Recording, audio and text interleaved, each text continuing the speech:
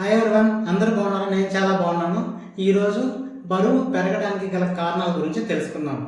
బరువు పెరిగాక అందరూ తిండిని తగ్గిస్తూ ఉంటారు, కానీ పెరగక ముందు మామూలుగానే తినే ఉంటారు కదా. అలా తినబట్టే కదా వెయిట్ ఎక్కువ పెరిగాము.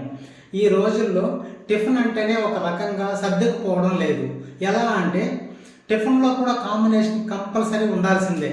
ఎలా అంటే ఇడ్లీ అంటే దోశ, ఉప్మా అంటే పెసరెట్టు, బెడ్ ఆమ్లెట్, తర్వాత పూరి బంగాళదుంప కూర, ఇలాగా మొగుడు పెళ్ళాం లాగా ఒకటో కాంబినేషన్ లేదే తీసుకోవట్లేదు.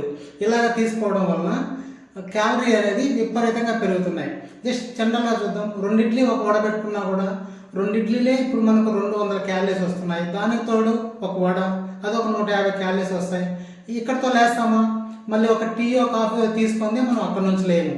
ఈ ప్రాసెస్లో టోటల్గా కలిపి మనం 400 నుంచి 500 క్యాలరీస్ మార్నింగ్ బ్రేక్ఫాస్ట్ అని ఇవ్వడం వలన ఓన్లీ మార్నింగే 400 నుంచి 500 క్యాలరీస్ ఇస్తే డే అంతా కలిపి నాకు 1500 క్యాలరీస్ అయితే మార్నింగే 500 వరకు ఇస్తే మిగతా మధ్యాహ్నము తర్వాత నైట్ ఎన్ని క్యాలరీస్ ఇస్తున్నాము?